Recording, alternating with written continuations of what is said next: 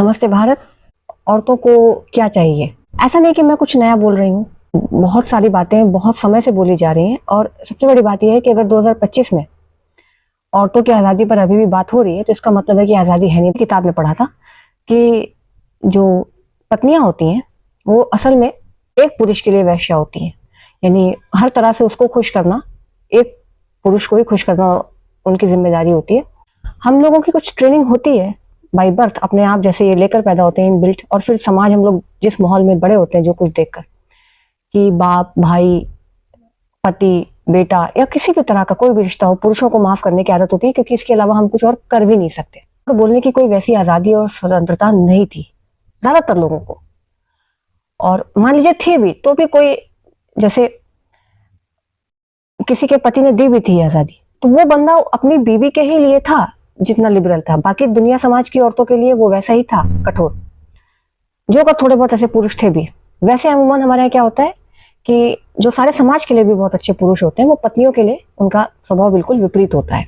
मन्नू भंडारी जी की पिताजी बाकी सारे समाज के लिए तो बहुत अच्छे थे, लेकिन उनकी माँ के साथ उनका जो व्यवहार था वो बिल्कुल अलग था। तो जो औरतें मान लीजिए घर के काम नहीं भी करती थी, नौकर चाकर भी थे, तो उन्हें सुविधाएं दे दी गई थी, जैसे कि एक पॉकेट मनी टाइप जैसे बच्चों को दिया जाता है, तो वो अपना किटी कर रही हैं, गहने जेवर खरीद रही हैं और वो इसी में खुश रहती थी।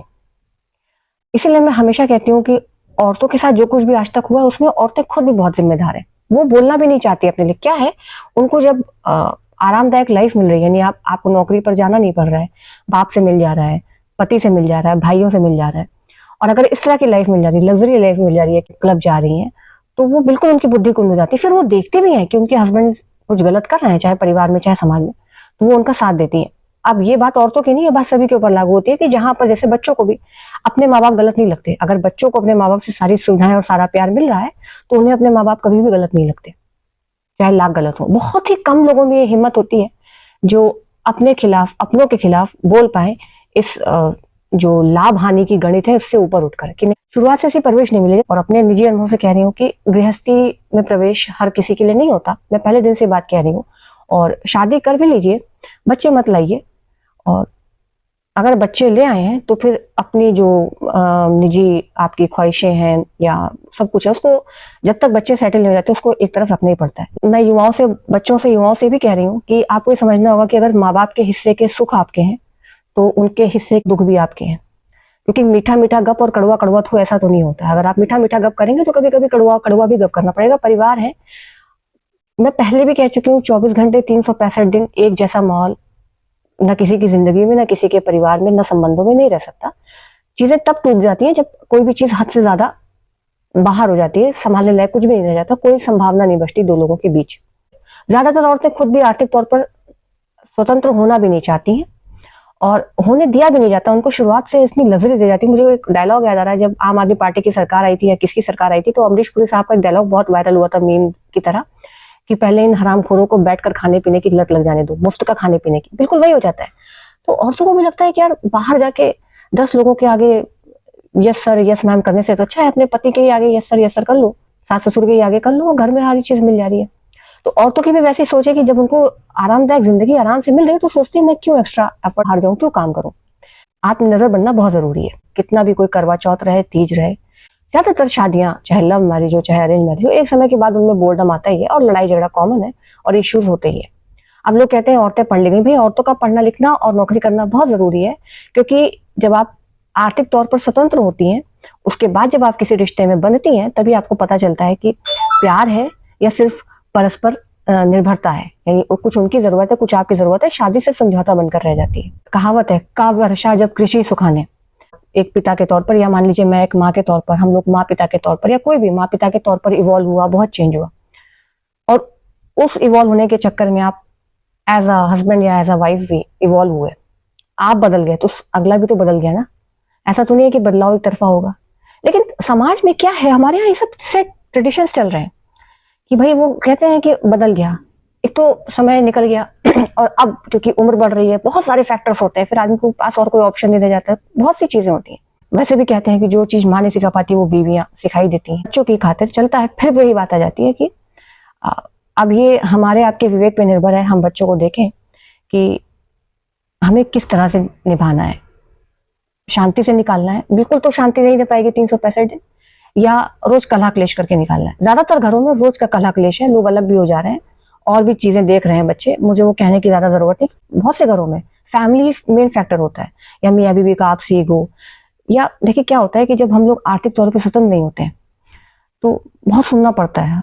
आप छोटी छोटी चीजों के लिए आप हस्बैंड पे डिपेंड होते हैं, बिल्कुल बच्चों की तरह, और सुनना भी पड़ता है। बच्चे भी उतना नहीं सुनते जितना बीवियों को सुनना पड़ता है। और ये इस बात से कोई भारतीय महिला अमूमन अमूमन मध्यम वर्गीय परिवार या उससे निचले के लोग जो कमा रही हैं, वो तक मैंने देखा है उनकी सैलरी का सारा मैनेजमेंट सब कुछ हस्बैंड्स के हाथ में होता है। पुरुषों में जन्मजात होता है अहंकार, और ऐसा माहौल है समाज का, और औरतें खुद ऐसा पाल देती हैं अपने बेटों को कि वो अहंकार उनका दिन दुना रात चौगुना बढ़ता जाता है। इसके लिए मैं औरतों को बहुत दोषी मानती हूँ, बहुत दोषी मानती हूँ, क्योंकि मैं इस चीज को देख रही हूँ, मैं फेस कर रही हूँ बचपन से, कि जो भी लड़की इस चीज के खिलाफ बोलती है, घर की औरतें ही उसको दबा देती हैं अपने मतलब के लिए, कि उनका काम बन रहा है। उनको लगता है पुरुषों की चाकरी करो, काम बन रहा है, अपने एंजॉय कर रहे हो, तो किसी दूसरी लड़की औरत को भी जो जिसको ये चीजें गलत लग रही हैं वो उसको बदलाव नहीं करने देती। आर्थिक तौर पर स्वतंत्रता बहुत जरूरी है। मैंने तमाम औरतों को देखा है कि अंदर अंदर उनके घुटन है। क्या घुटन है? वो आप हैं तो फाइनेंशियली उस पर ही डिपेंड, फिर ऊपर से वही एक जो हमारे समाज का डर रहा है कि वो आदमी है, वो पुरुष है, आप औरत है, तो आपको दबना ही है। बचपन से एजुकेशन सही नहीं है, घरों का माहौल सही नहीं है, माँ बाप ही सही नहीं है, यही बच्चे तो समाज में निकलेंगे। जब माँ बाप ही ऐसे हैं, मैं इसलिए कह रही हूँ हर कोई बच्चा पैदा करने लायक नहीं होता है। शादी कीजिए भी तो बच्चे मत पैदा कर। अगर आपके मम्मी पापा में अच्छी नहीं बनती थी तो आपकी भी अच्छी नहीं बनेगी, ऐसा जरूरी नहीं है। ये कोई जरूरी नहीं है कि अगर हस्बैंड वाइफ में नहीं बनती थी, ये बच्चों में ये चीज नहीं आए, ये जिम्मेदारी माँ बाप की होती है। इसलिए मैं कहती हूँ कि माँ बाप बनना बहुत बहुत बड़ी जिम्मेदारी है। लड़ाई तो होगी, झगड़े तो होंगे ही होंगे, इसको तो कोई रोक नहीं सकता, ये बहुत सामान्य सी बात है।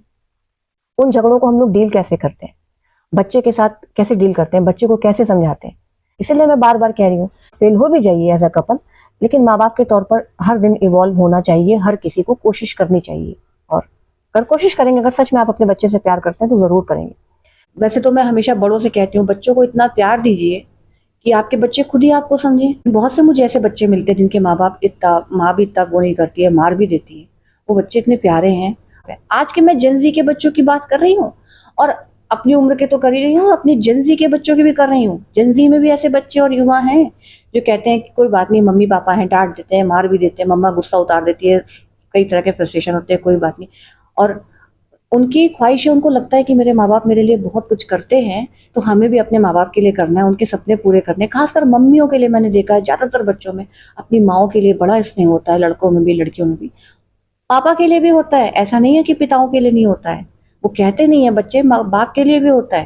तो बहुत से बच्चों और युवाओं के सपने हैं अपने माँ बाप को खुश रखना आगे जाकर। जेंसी के बच्चों में, हम उम्र मेरे बहुत है, उनमें बहुत से ऐसे लोग हैं जिनको अपने माँ बाप से उतना स्नेह नहीं मिला, या माँ बाप बहुत सख्त थे।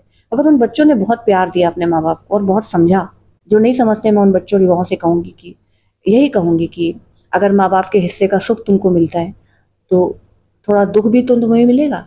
माँ बाप बच्चे, यही तो मेन परिवार होता है। मैं दादी नानी बुआ मौसी और रिश्तेदारों को इग्नोर करने को या उनको डिसरिस्पेक्ट करने को नहीं कह रही हूँ, लेकिन जो सबसे मूल होता है परिवार, वो तो इसी से होता है, माँ बाप और बच्चे। और बड़ों से तो मैं बराबर ही कह रही हूँ कि बच्चों को इतना प्यार दीजिए, इतना प्यार दीजिए। देखिए मेरी अपने से छोटों से रिश्तेदारी में भी मुझे बहुत डिसरिस्पेक्ट मिली, और मैं भी बहुत लड़ी उनसे बच्चों की तरह। फिर बाद में मुझे अफसोस हुआ कि वो बच्चे थे, वो छोटे थे और मुझे इग्नोर करना चाहिए, लेकिन मुझे गुस्सा आ जाता था बहुत कि वो बहुत बदतमीजी कर जाते थे। और मेरी बेटी बहुत वेल भी है, मुझे ऐसा बच्चा ही नहीं मिला खुद का कि मुझे झेलना पड़ा हो, मुझे और नहीं बर्दाश्त होता। लेकिन फिर मुझे समझ में आया खुद से कि यही तो मेरी परीक्षा है, वरना कैसे पता चलेगा कि मैं बड़ी हूँ। हमारे यहाँ कहा ही जाता है, क्षमा बड़न को चाहिए, छोटन को उत्पात। मैं तो देखिए हर दिन इवॉल्व हो रही हूँ, तो मैं अब बहुत हो जाता है तो मैंने अब उन लोगों को रिमूव करके और बात करनी बंद कर दी है। क्यों मैं कहती हूँ कि अपने बच्चों को आप प्यार दीजिए, घर के युवाओं को प्यार दीजिए, अपने से छोटों को प्यार दीजिए, फिर वो बच्चे बाहर प्यार ढूंढेंगे। और ऐसे में अक्सर बच्चे बाहर गलत हाथों में पड़ जाते हैं, हमेशा समझदार नहीं मिलेंगे बाहर। मैं अपनी बेटी को भी यही बात बोलती हूँ, फाइनेंशियली, मेंटली, फिजिकली, हर तरह से, आर्थिक तौर पर ही नहीं, मानसिक तौर पर भी, भावनात्मक तौर पर भी सबसे मजबूत और आत्मनिर्भर बनो।